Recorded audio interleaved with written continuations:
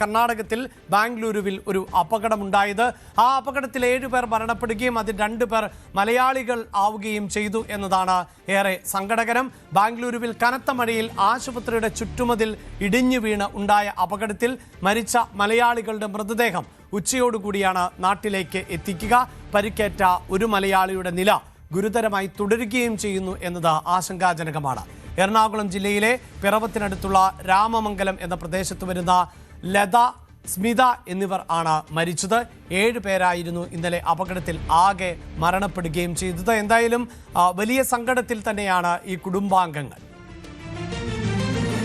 ഇന്നലെ വൈകിട്ട് ഞങ്ങൾ അഞ്ചരയ്ക്ക് അവിടെ കൊണ്ടുവിട്ട എയർപോർട്ടിൽ കൊണ്ടുവിട്ടതിന് ശേഷം അവർ പോയി ഞങ്ങൾ അവിടെ തിരിച്ചു വന്നതിന് ശേഷം 1 മണിക്കൂറിന് ശേഷം അവിടെ ബാംഗ്ലൂർ എത്തി. അത് കഴിഞ്ഞ പിന്നെ ശേഷം ഞങ്ങളതൊന്നും വിളിച്ചില്ല. പിന്നെ വിളിച്ചു കഴിഞ്ഞാൽ ആശുപത്രിയിൽ എന്തോ സംഭവം ഉണ്ടെന്നാണ് വിളിച്ചത്. ഇത് സംഭവം നമ്മൾ അറിഞ്ഞില്ല. അപ്പോഴത്തേനും ഞങ്ങൾ പെരുമ്പാവൂർ എത്തിയുള്ളൂ. ഇവിടെ വന്നപ്പോഴത്തേനും പറഞ്ഞു ഇന്നപോലെ ആള് സീരിയസ് ആകാൻ പറഞ്ഞുള്ളൂ. ഈ സംഭവം ഒന്നും പറഞ്ഞിട്ടില്ല. ഇത് കൂടുതലൊന്നും ഞങ്ങൾക്കറിയാൻ പാടില്ല. പിള്ളേരോട് പറഞ്ഞാൽ പിള്ളേർ ഇപ്പോൾ തന്നെ എന്തായിരിക്കും. മൂത്തയാൾ വരാനുണ്ട്. മൂത്താൾ കോഴിക്കോട് വരെ വന്നിട്ടുള്ളൂ. ഇപ്പോൾ തന്നെ വരും. വന്നു കഴിഞ്ഞാൽ എന്നാ സംഭവം എനിക്കറിയാൻ പാടില്ല. എൻ്റെ സമുദായം മൊത്തം പോയിരിക്കും. വന്നു കഴിഞ്ഞാൽ എൻ്റെ കാര്യം കട്ടപ്പോയോ എനിക്കറിയാൻ പാടില്ല. ഞാൻ എന്നാ ചെയ്യുന്നത്. ബോഡിയൊക്കെ ഒരു 11:30 മണിയോടുകൂടി ഇവിടെ എത്തിച്ചേരുമെന്നാണ് പ്രതീക്ഷിക്കുന്നത്. രണ്ട് വീട്ടിലായിട്ടാണ് പ്രദർശനത്തിന് വയ്ക്കുന്നത്. ഇവിടെ സ്മിതയുടെ ബോഡി ഇവിടെ ചില അസൗകര്യങ്ങളുള്ളതുകൊണ്ട് നമ്മുടെ ഓപ്പൺ എയർ സ്റ്റേഡിയം ഉണ്ട് ഇവിടെ തൊട്ടപ്പുറം. അതിൻ്റെ മുറ്റത്ത് പ്രദർശനത്തിന് വെച്ചതിന് ശേഷം 4 മണിയോടുകൂടി ഇവിടെ സ്വന്തം വീട് ഇവിടെ നിന്നൊരു 1/2 കിലോമീറ്റർ അപ്പുറമാണ് തറവാട്ട് വീട്. അവിടെ സംസ്കരിക്കുക എന്നുള്ള രീതിയിലാണ് ഇപ്പോൾ ആലോചിച്ചിട്ടുള്ളത്. പിന്നെ മറ്റു കുടുംബാംഗങ്ങൾ ആരെങ്കിലും വന്നതിന് ശേഷം സമയമാറ്റത്തിനെ കുറിച്ച് എന്തെങ്കിലും ഉണ്ടെങ്കിൽ മാത്രമേ മാറ്റം വരാൻ സാധ്യതയുള്ളൂ. അതിൻ്റെ ഒരു സാധ്യത ഇപ്പോൾ ആയിട്ടില്ല. എന്താണെന്ന് വെച്ചാൽ ഒരാളുടെ വീട് രാമമംഗലത്താണ്.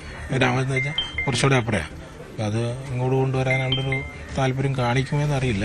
അപ്പം എനിക്ക് രാവിലെ അതിന് വരുന്നതിന് മുമ്പ് രാമപുരം ഗ്രാമപഞ്ചായത്ത് ഓഫീസിൻ്റെ അങ്കണത്തിൽ കുറച്ച് നേരം പൊതുദർശനത്തിനായിട്ട് കൂടി വയ്ക്കുന്നുണ്ട്. അതിനുശേഷം ഒന്നിച്ച് അവരുടെ കുടുംബാംഗങ്ങളും കൂടി ആലോചിച്ചിട്ട് ഒന്നിച്ച് വയ്ക്കാൻ തയ്യാറാണെങ്കിൽ അതിന് പ്രയാസമൊന്നുമില്ല. മരണപ്പെട്ട സ്ത്രീകളുടെ കുടുംബാംഗങ്ങളുടെ പ്രതികരണം, അതോടൊപ്പം തന്നെ CPI നേതാവ് KN ഗോപി എന്നിവരുടെ പ്രതികരണം ആണ് നമ്മൾ ഇപ്പോൾ കേട്ടത്. അതായത് മൃതദേഹം പൊതുദർശനത്തിന് വയ്ക്കുന്നതും ഒപ്പം മറ്റ് സംസ്കാര ചടങ്ങുകളെ സംബന്ധിച്ചുമൊക്കെ പ്രാദേശികമായി രാഷ്ട്രീയ നേതൃത്വങ്ങളൊക്കെ വളരെ സജീവമായി ഇടപെടുന്നുണ്ട് എന്നതുകൂടിയാണ് വ്യക്തമാകുന്നത്. ഇപ്പോൾ ഡാനി പോൾ ഉണ്ട് വാർത്തയുടെ വിശദാംശങ്ങളുമായി. ഡാനി, ഏറെ സങ്കടകരമാണ്. കാരണം ഏറെ സന്തോഷത്തോടെ യാത്ര തിരിച്ച ഒരു സംഘമായിരുന്നു. അതും കുടുംബശ്രീയിലൊക്കെ പെട്ട ആളുകൾ. അവരെ സംബന്ധിച്ചിടത്തോളം ഇത്തരം യാത്രകളൊക്കെ ജീവിതത്തിൽ തന്നെ വളരെ കുറവാണ്. ഈ പ്രദേശത്തിൻ്റെ പ്രത്യേകത കൂടിയൊക്കെ നമുക്ക് അറിയാം. അങ്ങനെയുള്ള ആളുകൾക്ക് ഒരുമിച്ച്, ഒരു കുടുംബശ്രീയുടെ പ്രവർത്തകർ ഒരുമിച്ച് വലിയ സന്തോഷത്തോടു കൂടി പോയ ഒരു യാത്ര, ആ യാത്രയുടെ തുടക്കത്തിൽ തന്നെ ഇങ്ങനെ വലിയൊരു ദുരന്തം ഉണ്ടാകുന്നു. ആ യാത്രയിൽപ്പെട്ട എല്ലാവരെയും ഏറെ സങ്കടത്തിലാഴ്ത്തുന്നു. അതോടൊപ്പം ആ നാടിനെയും ഒക്കെ ഏറെ വിഷമത്തിലാഴ്ത്തുന്നു. ഒരേ പഞ്ചായത്തിൽപ്പെട്ടവരാണ് ഇവർ 2 പേരും. കിഴുമുറി, രാമമംഗലം ഭാഗത്ത് ഉള്ളവർ ആണ് മരണപ്പെട്ടത്. എന്താണ്, എപ്പോഴേക്കും മൃതദേഹം എത്തിക്കാൻ പറ്റും, എങ്ങനെയാണ് അതിൻ്റെ ക്രമീകരണങ്ങൾ എന്നാണ് മനസ്സിലാക്കാൻ സാധിക്കുന്നത്? ഡാനി.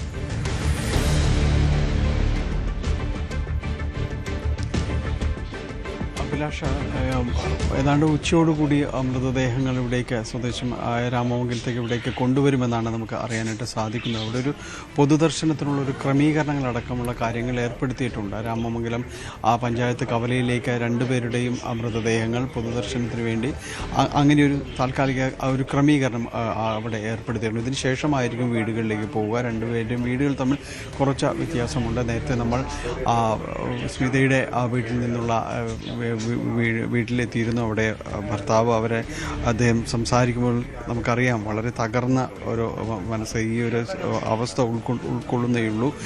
3 മക്കളാണ് അവർക്കുള്ളത്, സ്മിതയ്ക്കുള്ളത്. മൂത്ത മകൾ സൗദിയിൽ നേഴ്സാണ്. അവർ ഇവിടെ നാട്ടിലെത്തിയിട്ടുണ്ട്. കോഴിക്കോടാണ് അവർ വന്ന് വിമാനം ഇറങ്ങി. അതിനുശേഷം കൊച്ചിയിലേക്കുള്ള വഴിമതിയാണ്. മറ്റൊരു മകൾ നെടുമ്പാശ്ശേരി വിമാനത്താവളത്തിലെ അവിടെ ഒരു ജീവനക്കാരിയാണ്. 3-ാമത്തെ ആൾ പഠിക്കുകയാണ്. അങ്ങനെ കുടുംബം കഷ്ടി മുന്നോട്ട് നടന്നു വരുന്ന വരുന്ന ഒരു സാഹചര്യം അവിടെ വെച്ചാണ് അവർക്ക് ഈ രീതിയിലുള്ളൊരു ദാരുണമായ ഒരു വിധിയെ അഭിമുഖീകരിക്കേണ്ടി വരുന്നത്. ഇപ്പോൾ നമ്മളുള്ളത് ഇപ്പോൾ കാണുന്നത് നമ്മൾ ലതയുടെ വീട്ടിലാണ്. ലത വിവാഹിതയാണ്, സഹോദരന്മാർക്കൊപ്പമാണ് താമസം. അതിന് കുറച്ച് സമീപത്താണ് ആ വീട് ഉള്ളത്. ഏതായാലും ഇപ്പോൾ അറിയാനായിട്ട് സാധിക്കുന്നത് ഉച്ചയോടുകൂടി മൃതദേഹം കൊണ്ടുവരും. അതിനുശേഷമുള്ളൊരു പൊതുദർശനത്തിന് ശേഷമായിരിക്കും സംസ്കാര കാര്യങ്ങളടക്കമുള്ള കാര്യങ്ങൾ ഉണ്ടാകുക. നമുക്കൊപ്പം ലതയുടെ സഹോദരൻ കൂടി ചേരുന്നു, മാധവൻ. ചേട്ടാ, നിലവിൽ എന്താണ് ഇപ്പോഴത്തെ ഒരു അപ്ഡേഷൻ, കാര്യങ്ങൾ എന്താ പറഞ്ഞു? അപ്ഡേഷൻ എന്ന് പറഞ്ഞാൽ ഇന്നലെ രാവിലെയാണ് അവർ ഇവിടുന്ന് 5 മണിക്കാണ് പോയത്. അത് നെടുമ്പാശ്ശേരിയിൽ നിന്ന് 9 മണിക്കാണ് ഫ്ലൈറ്റ് എന്ന് പറഞ്ഞു. ഒരു 11-11:30 ആയപ്പോൾ അവിടെ ചെന്നു. എന്നെ വൈകിട്ടൊരു 7 മണിയായപ്പോഴത്തേനും ഇവിടുന്ന് വിളിക്കുന്ന എൻ്റെ ഫ്രണ്ട് ഇങ്ങനെ വലിയൊരു ബാംഗ്ലൂർ ഒരു ഇൻസിഡൻറ്റ് നടന്നു, അപ്പോൾ നിങ്ങളുടെ സിസ്റ്റർ അവിടെ വർക്ക് ചെയ്യുന്നുണ്ടെന്ന് ചോദിച്ചു. ഞാൻ പറഞ്ഞു ഉണ്ടെന്ന് പറഞ്ഞു. അങ്ങനെ ഉടനെ തന്നെ കട്ട് ചെയ്തു. അതിനുശേഷം എനിക്ക് 8:30 മണിയിൽ നിന്നേ ഫോൺ വന്നുകൊണ്ടിരിക്കുകയാണ്. ഒരു 9 മണിയായപ്പോഴത്തേനും ഇത് കൺഫേം ചെയ്ത് എന്നെ വിളിച്ച് പറഞ്ഞു. ഞാൻ നൈറ്റ് തന്നെ അവിടെ നിന്ന് ട്രെയിൻ പിടിച്ച് പോകുന്നു. ഇപ്പോൾ രാവിലെ ഇവിടെ എത്തിയുള്ളൂ. ഫർദറായിട്ട് ബോഡി ഒരു 12 മണിക്ക് എത്തുമെന്ന് പ്രതീക്ഷിക്കുന്നു. അതിനുശേഷം ഇവിടെയാണ് സംസ്കാര ചടങ്ങുകളൊക്കെ ഇവിടെ ഒരു 4:30 മണിക്കാണ് ഇപ്പോൾ പ്ലാൻ ചെയ്തിരിക്കുന്നത്.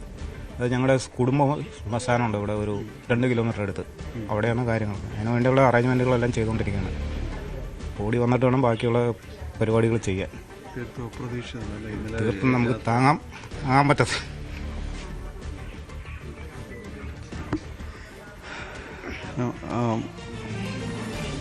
എങ്ങനെയാണ് ഇവരെ പറഞ്ഞ് ആശ്വസിപ്പിക്കുക, അല്ലെങ്കിൽ ഇത് എങ്ങനെയാണ് അവർ ഉൾക്കൊള്ളുക എന്നൊന്നും നമുക്ക് മനസ്സിലാവുന്നില്ല. കാരണം ഇന്നലെ വളരെ സന്തോഷകരമായിട്ട് യാത്ര പറഞ്ഞു പോയ ആ കുടുംബത്തിലുള്ളവർ തന്നെയാണ് ഇപ്പോൾ വേർപിരിഞ്ഞിരിക്കുന്നത്. ഇന്നലെ അവർ നേരത്തെ തുടക്കത്തിൽ അഭിലാഷ് സൂചിപ്പിച്ചതുപോലെ എങ്ങനെയൊരു കുടുംബശ്രീ അംഗങ്ങൾ അവരെ ഒരു കൂടിച്ചേരൽ, അതോടൊപ്പം തന്നെ അവരൊരു സന്തോഷകരമായ നിമിഷങ്ങൾ, ഇങ്ങനെയൊരു വിമാനയാത്രയെല്ലാം തന്നെ അവർ ഒരുമിച്ച് ആലോചിച്ചൊരു തീരുമാനമെടുത്ത് ആ ദിവസത്തിലേക്ക് കരുതി മനസ്സും എല്ലാം തന്നെ സന്തോഷിച്ച് പാകപ്പെടുത്തിയ ഒരു യാത്ര പോകുന്നു.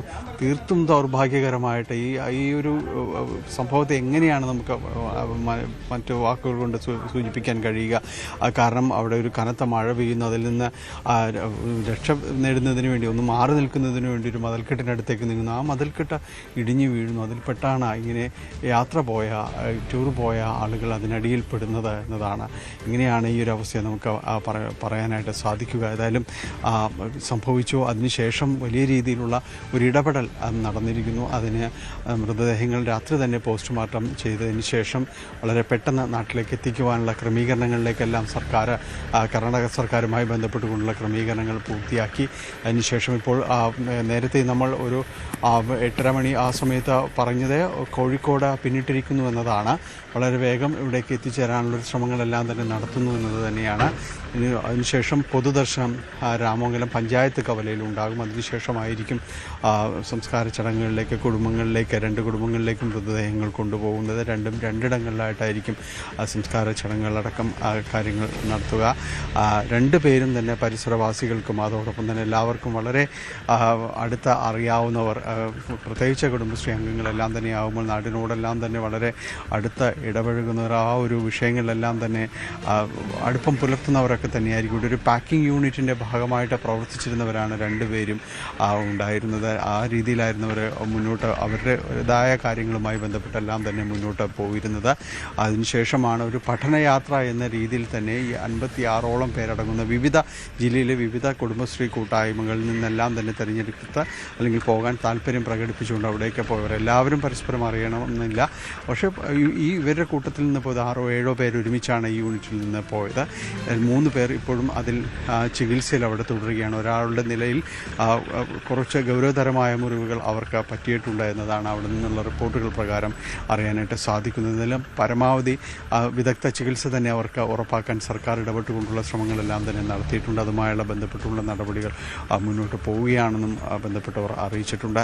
എന്തായാലും ഇതാണ് നിലവിലെ ഇവിടുത്തെ ഈ രാമമംഗലം പ്രദേശത്തെ ഈ ഒരു വലിയ ഗ്രാമപ്രദേശമാണ്. ഇവിടുത്തെ ഒരു അവസ്ഥ വളരെ നന്നായി അറിയാവുന്ന 2 പേരെ നഷ്ടമായിരിക്കുന്നു. വളരെ സന്തോഷകരമായിട്ട് ഇവിടെ നിന്ന് യാത്ര പുറപ്പെട്ടവരാണ്. തീർത്തും അപ്രതീക്ഷിതമായ, തീർത്തും ദൗർഭാഗ്യകരമായ ആ ഒരു സംഭവത്തിനിടയിൽപ്പെട്ട ജീവൻ നഷ്ടമായിരിക്കുന്നത്. അഭിലാഷ്, തീർച്ചയായും ഞാൻ ഡാനിയിലേക്ക് തിരികെ എത്താം. സൂചിപ്പിക്കുന്ന പോലെ ഇന്നലെയാണ് 2 മലയാളികൾ ഉൾപ്പെടെ 7 പേർ അപകടത്തിൽപ്പെടുന്നത്. അതിൽ തന്നെ 3 മലയാളികൾ ഇപ്പോഴും ചികിത്സയിൽ തുടരുന്ന സാഹചര്യം കൂടിയുണ്ട്. അതായത് പരിക്കേറ്റവർ ആണ് പ്രീതി 51 വയസ്സ്, സിജി 45 വയസ്സ്, മായ 52 വയസ്സ് എന്നിവർ ആണ് ഇപ്പോൾ ചികിത്സയിൽ ഉള്ളത് എന്നതാണ്. എറണാകുളം ജില്ലയിലെ രാമമംഗലം സ്വദേശികളായ തെക്കേ ഇറമ്പിൽ കിഴുമുറിയിൽ വരുന്ന സ്മിത രഘു 48 വയസ്സ്, രാമമംഗലം മനക്കക്കുടിയിൽ ലത 47 വയസ്സ് എന്നിവർ ആണ് അപ്രതീക്ഷിതമായുണ്ടായ ഈ അപകടത്തിൽ മരണപ്പെട്ടു പോയത്. കർണാടക സർക്കാരിൻ്റെ ഒരു സജീവമായ ഇടപെടൽ ഇന്നലെ തന്നെ ഉണ്ടായിരുന്നു. അങ്ങനെയാണ് വേഗത്തിൽ ക്രമീകരണങ്ങൾ, അതായത് പോസ്റ്റ്മോർട്ടവും മറ്റ് നടപടികളും എല്ലാം വേഗത്തിലാക്കി മൃതദേഹം നാട്ടിലേക്ക് എത്തിക്കാൻ സാധിക്കുന്നത്. അത്തരത്തിൽ എല്ലാ നടപടികളും സ്വീകരിക്കുമെന്ന് നേരത്തെ കർണാടക സർക്കാരും വ്യക്തമാക്കിയിരുന്നു.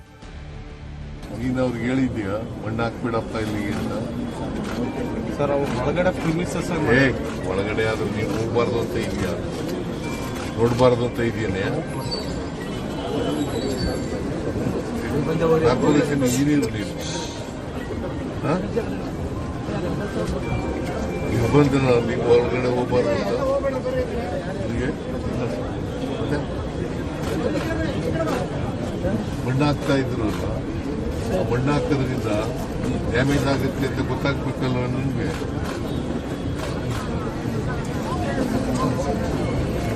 ಕಾರ್ಪೊರೇಷನ್ ಬಿಲ್ಡಿಂಗ್ ಅಲ್ಲ, ಹಾಸ್ಪಿಟಲ್ ಬಿಲ್ಡಿಂಗು ಇದು. ಈ ಒಂದು ಬಿಲ್ಡಿಂಗು ಬೋರಿಂಗ್ ಹಾಸ್ಪಿಟ್ಲು, ಬಹಳ ಇತಿಹಾಸ, ನೂರಾರು ವರ್ಷದ ಇತಿಹಾಸ ಇದೆ. ಅವರು ರೋಡ್ ಪಕ್ಕ ಪಾಪ ಅವರು ಹೊಟ್ಟೆಪಾಡಿಗೋಸ್ಕರ ಅವರು ವ್ಯಾಪಾರ ಮಾಡ್ತಿದ್ದು, ಈ ರೀತಿ ಬಿದ್ದಿದೆ. ಸೊ ಇದನ್ನೆಲ್ಲ ನಾವು ನೋಡ್ಕೋಬೇಕಾಗಿತ್ತು. ಬಿಲ್ಡಿಂಗ್ ಎಲ್ಲೆಲ್ಲಿ ರೀತಿ ವೀಕ್ ಬಿಲ್ಡಿಂಗ್ಸ್ ಇದೆ ಅಂತೇಳಿ ಬಹಳ ಜಾಗೃತಿಯಿಂದ ಇರಬೇಕು. ನಾನೆಲ್ಲ ಸರಿ ಅಂತ ನಾನು ಹೇಳುವುದಿಲ್ಲ, ನಾವು ಇದನ್ನ ಜಾಗ್ರತೆಯಿಂದ ನೋಡ್ಕೊಳ್ಬೇಕಾಯ್ತು. ಇದೆಲ್ಲ ಕ್ರಮದಿಂದ ಇದೇನು ನಾವು ಸಾಧ್ಯ ಮಾಡ್ಲಿಕ್ಕೆ ಆಗುದಿಲ್ಲ. ಕ್ರಮ ನೆಕ್ಸ್ಟ್ ಪಾಯಿಂಟ್.